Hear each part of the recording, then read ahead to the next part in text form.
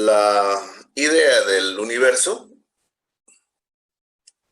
entre los siglos XVI y XVIII ha sido fundamental.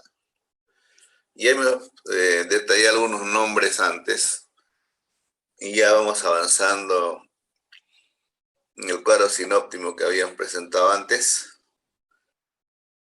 En el transcurso del avance del desarrollo de la ciencia, se llega a Nicolás Copérnico. Bueno, él recoge las ideas de Aristarco, ¿no? Entonces, las ideas del universo, la presencia de echarle ojo al universo, ha estado todo el tiempo como inspiración. La idea aristotélica, ¿no?, del universo permaneció por mucho tiempo, hasta que en 1543 apareció, dice por ahí, pues una obra, ¿no?, que hablaba de la revolución de las órbitas celestes. Bueno, claro, yo estoy leyendo, estoy señalando en español, ¿no? Eso naturalmente no estaba escrita así el título de esa obra, pero correspondía a Nicolás Copérnico, esa obra, hablando de detalles de las órbitas, ¿no?, celestes. Para esas ideas, ¿no?, sabiendo que Copérnico era un sacerdote polaco. Entonces él escribía como científico y sacerdote, ¿no? Lo importante que Copérnico sostenía que el Sol permanecía estático en el centro del universo. Miren, está apuntando a reforzar la teoría heliocéntrica, ¿no?, que tanto se discutió con el transcurso del tiempo y que fue motivo de descubrimiento de muchas leyes de la física.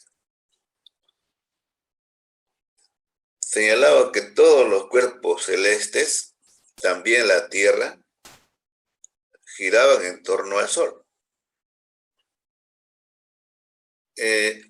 Aunque esta teoría, pues, de Copérnico no tuvo mayores efectos en su época. Claro, cómo hacer entender, ¿no?, a toda una generación de ese tiempo una idea casi moderna, ¿no? Si lo traemos a la actualidad y a la época en la que la formuló, es revolucionario lo que él había dicho, ¿no? Entonces, naturalmente, mucha gente no lo entendió, no lo creyó, y podría, como a veces cuenta la historia, ¿no?, podía haber sido hasta efecto de burla, ¿no? Entonces, lo que da vuelta es un poco a las ideas de Aristarco. Copérnico supuso que Aristarco tenía razón cuando afirmaba que el Sol era el centro del universo. Claro que para decir eso él no lo dijo directo, tomaba precauciones en la forma de decirlo. Acuérdense que la época había mucha influencia religiosa y tranquilamente por las ideas contradictorias uno podía terminar rápidamente en la hoguera, ¿no? O sea, siempre cualquier afirmación para la época tenía que ser muy prudente. Entonces, aquellos que entró en contradicción a los griegos y a las Sagradas Escrituras eran mal vistos. Por eso decía, podría terminar quemado o en la hoguera. Por eso hizo circular sus escritos de una manera anónima. Claro, como todo el tiempo. Para evitar justamente esas persecuciones de la iglesia que se podía dar, ¿no? Entonces esa publicación anónima de todas maneras llevó pues a mucha gente y mentes lúcidas para poder hacer un análisis. Con esas publicaciones naturalmente se ganó amigos, ¿no? Bueno, también enemigos. Eh, eh, podría, se podría decir que incluso para la época el Papa Clemente, que habla en la historia, el Papa Clemente VII, ¿no? Le aprobó incluso sus escritos. Creo que él sabía que el escrito venía de Copérnico, ¿no? Mientras tanto, el famoso Martín Lutero le acusó de negar la Biblia, ¿no? Porque estaba señalando una ley, pues, que contra la Biblia en ese tiempo decía otra cosa, pues, ¿no? Entonces, ahí es donde yo digo, pues, se ganó amigos y enemigos, ¿no? Tanto en el ambiente científico como en la religión. Pero hay que pensar que en la época había mucha influencia religiosa.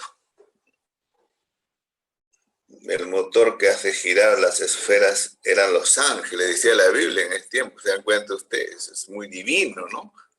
Todavía quedan ideas y estragos para nosotros hoy en día, ¿no? Pero no nos metemos mucho con esas ideas de la iglesia, porque podríamos también ser acusados y el cura nos arroja de la iglesia, ¿no? Entonces, algunas objeciones a la teoría de Copérnico. Naturalmente, si la Tierra en realidad rotaba, tendría que percibirse un fuerte viento del este, es lo que asumían ellos, ¿no? Es como, claro, es una idea muy vaga, ¿no? Que si uno hace rotar la Tierra y se genera viento, nosotros terminaríamos disparados, ¿no? Es una idea loca, ¿no? Nosotros volaríamos en pedazos, naturalmente por la fuerza centrífuga. Imagínense no entender las ideas de Copérnico, ¿no? Para aducir eso, es que justamente son especulaciones al no entender en la cabalidad. Claro que eso estaba metido en la mente de Copérnico, ¿no? Que sea una revolución copernicana, claro, nosotros sí la aceptamos como tal, ¿no? Esas ideas tienen que haber sido una revolución. Actualmente hay personajes, como si uno revisa algunas literaturas, hay personajes como Hohen, ¿no? Podemos incluso con Werner, hace poco, ¿no? En 1889, ¿no? Que afirman que Copérnico no logró despojarse de la concepción de las esferas físicas, o sea, señalando en las que se transformaban los cuerpos celestes, ¿no? Entonces, hay quienes señalan que lo de Copérnico, o sea, lo niegan que es una verdadera revolución, ¿no?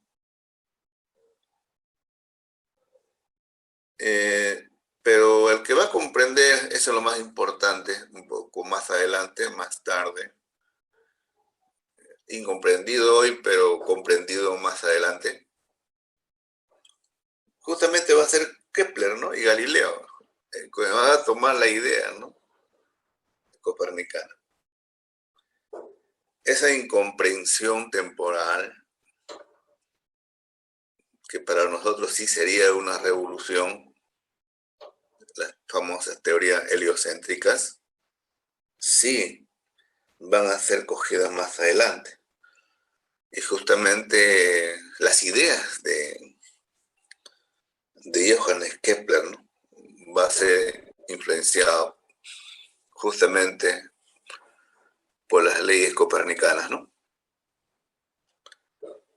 Ya en 1571, más o menos 1660, ¿no? Aparecen las ideas de Johannes Kepler. Ustedes recuerdan por su curso de física y todo. Yo no voy a tocar, yo lo que les estoy mostrando es la idea científica, ¿no? Pensar como él, o sea, qué cosa es la que él encontró, cómo pensó, ¿no? Poniéndolo en la cabeza para poder descubrir algunas leyes. Acuérdense que las ideas de Kepler, las leyes de Kepler son irrefutables hasta hoy. ¿De qué partió? ¿Qué pensó? ¿Qué movió? ¿No? Entonces, ¿y cómo lo comprobó, no? Naturalmente, para llegar a la idea experimental está un poquito cerca ya, ¿no? Ahí viene. Eh, entonces, Kepler pasa pues de las esferas de Copérnico a sus 7 elipses. Explicar los movimientos aparentes de los cuerpos celestes. Es decir, que ya va dando señales clarísimos de asociarlas con el movimiento elíptico, ¿no? Porque al decir a 7 elipses, justamente por ahí vienen las cosas, las ideas de Kepler. El encuentro con Tycho Brahe creo que fue sustancial para despejar algunas dudas también de las ideas de Kepler. Sería bueno, ¿no? Algunas primeras preguntas emotivas, ¿no? Que podía haber formulado, o él mismo, ¿no? Puede haberse formulado Kepler, y que nosotros también, si nos ponemos en ese contexto, nos haríamos las mismas preguntas, creo. ¿Por qué existen exactamente 6 planetas para la época, lo que decía, ¿no? ¿Por qué no más? Naturalmente uno podía preguntarse. Si se había descubierto 6, ¿por qué no hay más? Pues entonces es natural que debe haber más. Es una pregunta natural que uno se puede hacer en ese momento, en ese contexto. Otra buena pregunta que seguramente también se hizo Kepler sería, ¿no? ¿Existe alguna relación entre sus distancias orbitales o entre sus órbitas y los tiempos empleados, ¿no? En describirla? ¿No? Estaba buscando respuesta a esas preguntas, ¿no? ¿Qué tiene que ver las figuras planas con las órbitas celestes? Crucial esta pregunta, ¿no? Entonces no era buscar más planetas, sino pensar el significado, ¿no? Del número 6. Pero implícitamente se supone que era buscar más planetas, porque tú dices si hay 6 porque no hay 7, ¿no? O en todo caso era místico el 6, podría pensarse si es que era hasta esa época.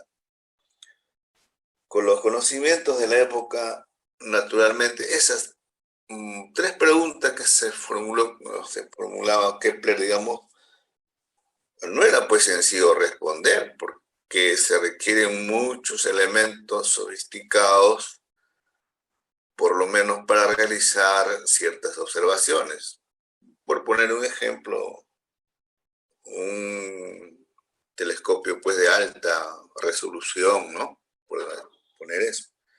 Entonces tenía que basarse en la formulación de ciertas teorías consistentes y existentes hasta la época.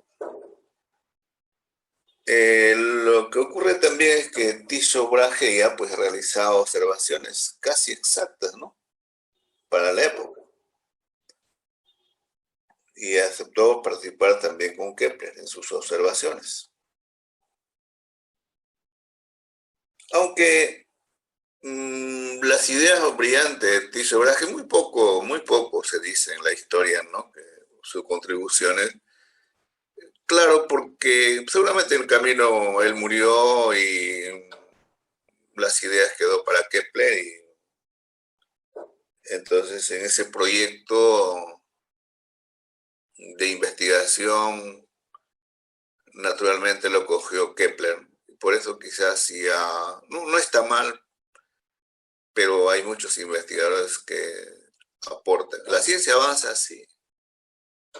Lo que va dejando uno, avanza el otro. Y así hemos llegado a este siglo XXI, ¿no? Así que no, eso no es nuevo. Ahora que uno tenga más gloria que el otro, bueno, eso la historia dice, pues que a veces muchos trabajan en silencio, pero al final lo importante que sale a luz son los resultados, ¿no? Entonces viene las formulaciones de sus famosas leyes, bueno, las leyes de Kepler, como respuesta a esas preguntas que acabamos de formular. Y esas leyes son importantes, ¿no? Sobre la base de observaciones. El movimiento planetario son leyes, ¿no? Científicas que describen el movimiento de los planetas alrededor del Sol. Eso lo sabemos. La primera ley, como se recuerda que describe Kepler, es la ley de las órbitas. Bueno, así se conoce, ¿no? Como la ley de las órbitas. Los planetas describen órbitas elípticas estando el Sol en uno de sus focos. Mira, cuando a veces uno dicta el curso de geometría analítica,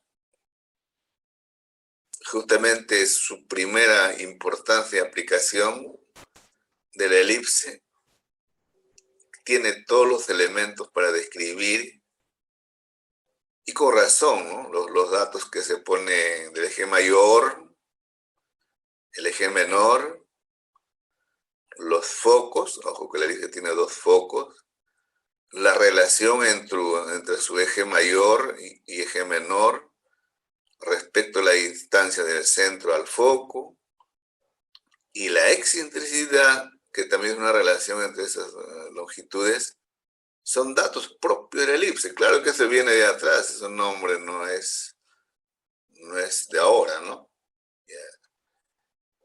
Entonces, las órbitas describen, las planetas describen órbitas elípticas estando el Sol en uno de sus focos.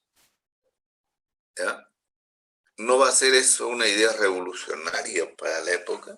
Claro que sí, ¿no? Si hasta ahora lo señalamos, esa ley de Kepler, y es así.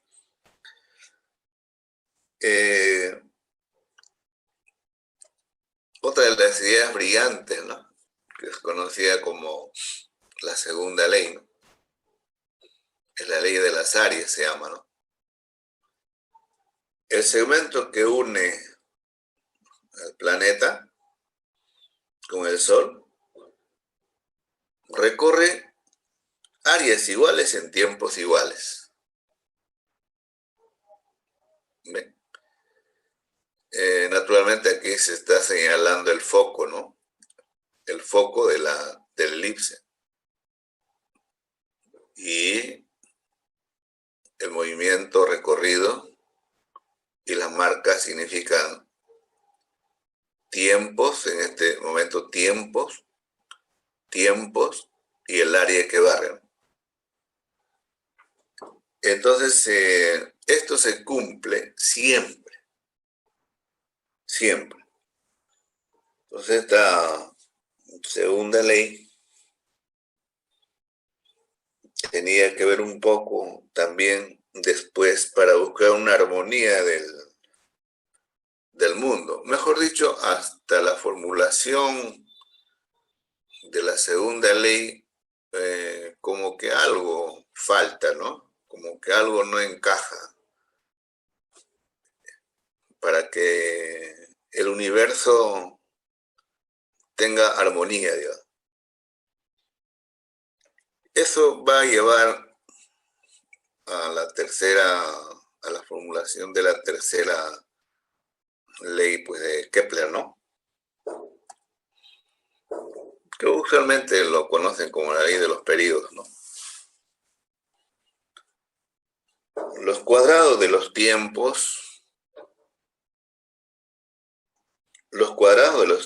¿no? De revolución de dos planetas cualesquiera alrededor del Sol son proporcionales a los cubos de sus respectivas distancias medias al Sol. Imagínense llegar a este resultado y luego asociarlo a los planetas vecinos, establecer esa proporcionalidad, ¿no? Entre otros planetas. Hoy en día, como eso tenemos los cálculos, Júpiter, Saturno, Urano, Neptuno, Plutón, etc. Para llegar a esto, Kepler, o sea, para llegar a estos resultados, Kepler tuvo que deshacer, bueno, y hacer también numerosas hipótesis. O sea, que para ese tiempo existían pues algunas hipótesis. Entonces, como no funciona, había que deshacer y crear otras que se adapten y que estas leyes se sostengan con el tiempo, ¿no? Bueno, eso es lo que hace uno también en un trabajo de tesis. Cuando algo no funciona hay que quitar y si no funciona bien hay que construir, ¿no? Construir otras. Construir otras. No sé si ustedes recordarán ese famoso teorema de Holbach. El teorema de, un poquito más adelante vamos a comentar, pero sí seguramente, ustedes son matemáticos y tienen que haber leído y haberse enterado de ese famoso conjetura de Holbach, ¿no? Eso creo que todos deben tener a la mano, porque eso fue crucial dentro de la historia de la matemática y Perú está involucrado en esto, y en Perú, un matemático de Perú es la que resolvió esa conjetura, ¿no? Para muestra de nosotros, para orgullo de los peruanos, claro, ¿sí?